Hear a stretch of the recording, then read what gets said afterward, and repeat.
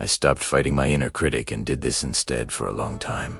I was at war with myself. There was a voice in my head that never seemed to rest, a voice that told me I wasn't doing enough, that I wasn't becoming enough, that I simply wasn't enough.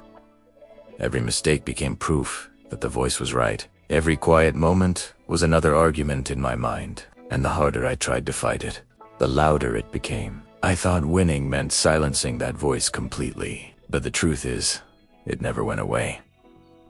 Because that voice was a part of me. Then one day, I stopped fighting. I listened, not to believe what it said, but to understand why it spoke that way. What I found was something I didn't expect.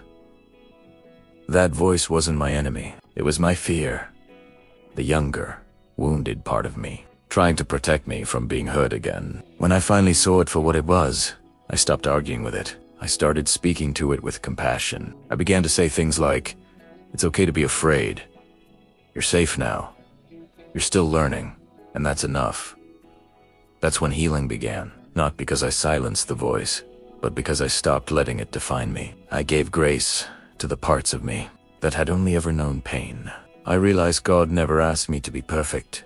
He asked me to be honest, to bring my whole self, even the messy parts, to His presence and trust that He can turn pain into peace. Now, when that voice whispers, "You can't do this," I answer, maybe not alone, but with God, I can.